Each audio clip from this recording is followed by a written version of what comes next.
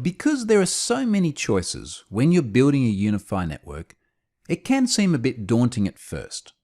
Which wireless access points should you use? Which switches? How should you run your controller?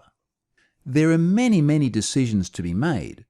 So what I'd like to do now is talk about a couple of typical use cases, go through some factors that can influence particularly the access points you choose, and then also leave you with a good resource for doing some capacity planning. Let's start with one of those scenarios. And I want to start with a really simple one. A one-bedroom flat. Now, think about what this means. You're going to have a small number of people, probably 2 at most. You've got a very small distance to cover. And inevitably, there's not going to be many devices that need connectivity. This is about the simplest scenario you could possibly think of. And in fact, at least in the home, it may even be overkill for a UniFi network. Having said that, a small one-bedroom flat is often a stepping stone, and you may want to take that UniFi network and then build it out when you move into a larger house, for example, if you have a family. Either way, let's talk about typical components. Now, I'm going to start with something easy, and that's the controller by virtue of a cloud key. This just makes it easy. And again, it is a dedicated unit built specifically by Ubiquiti for running the UniFi controller. It's a very small space, so an APAC light will be more than sufficient to provide Wi-Fi. And the same could be said if this was a rollout in, say, a small cafe. If you've only got capacity for 20 or 30 people, and some subset of those are going to be using Wi-Fi over a pretty constrained space, an AC light would be just fine. I'm going to add a security gateway, and to tie it all together, a switch 8. Now remember, the switch 8 only has one PoE out port, so you could plug, say, the cloud key into that.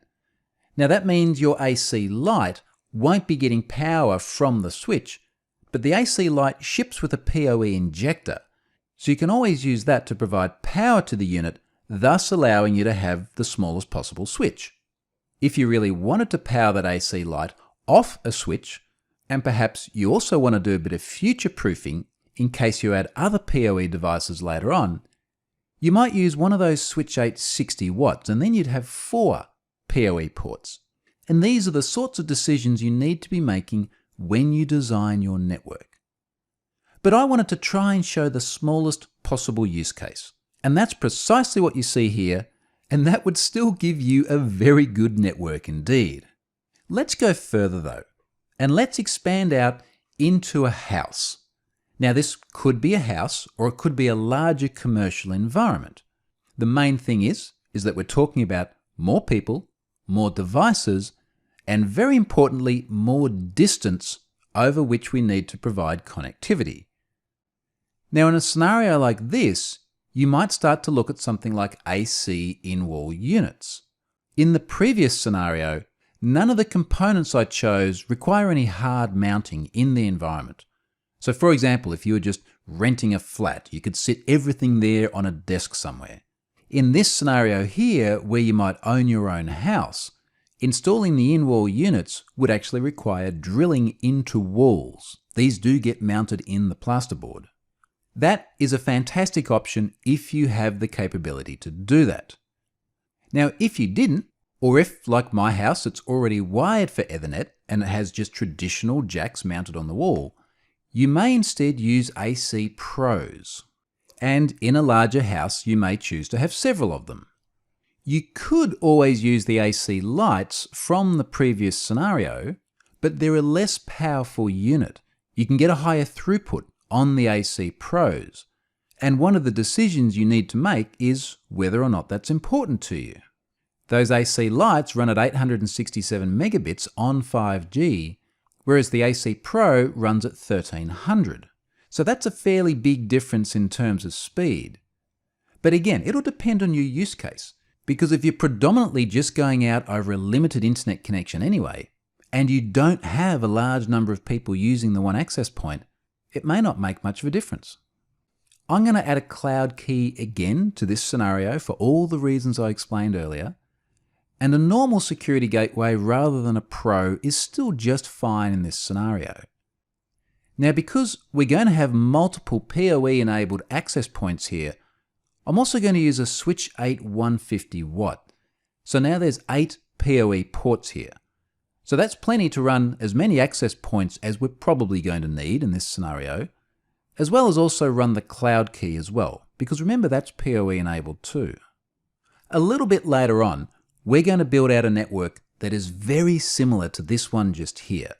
It's a commercial premise spread over a distance that a typical house would cover, and it's going to use all of the devices you see here and more. We could keep going and going with these scenarios. We could talk about larger commercial rollouts, but all we're really doing is multiplying what we see here. More access points, larger switches, possibly a Security Gateway Pro, maybe Ubiquiti's managed controller service rather than a cloud key.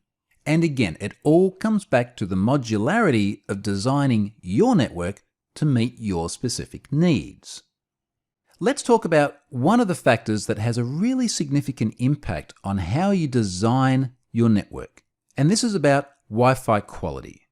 So when we have an access point, that obviously has a range, and we've covered what those ranges are for different APs within the UniFi product suite. What is constant amongst all of them though, is as distance increases, signal strength decreases.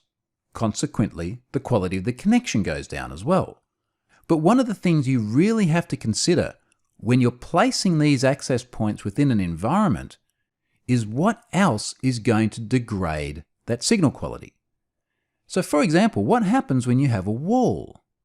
Well, inevitably that wall is going to cast a shadow that will decrease the signal quality behind it. Now, plasterboard walls, say between two rooms in a house, is one thing. A solid brick wall, perhaps between the inside of a house and the outside, is quite another. So if you did require Wi-Fi connectivity in your garden, say for your connected irrigation system, the access point inside the house, perhaps behind a double brick wall, may be insufficient to provide enough connectivity to the outside of the house. So you might be looking at one of those outdoor mesh units. Another important factor here is the number of people that are actually going to use that network. Now, in a residential setting, that's normally a pretty fixed number of people with a pretty fixed number of devices. Certainly, it's predictable. But along with just the numbers themselves, there's the distance that they are from that access point. Because as you start to get further and further out and the signal degrades, so too does the throughput. And you may well find that even when you reach the maximum range of the access point and you have a signal, it may not be enough for the client to actually achieve what it is they were connected for in the first place. So this is a great example of where the modularity of UniFi allows you to say, hey, maybe we need another access point out there. It'll all be part of the same network. You'll get fast roaming across everything. You may even wirelessly uplink to the first access point. But here is a location on the premises which requires more Wi-Fi. You might even choose a smaller Wi-Fi unit.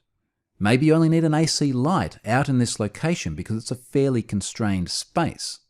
But again, you can choose. It's a modular solution.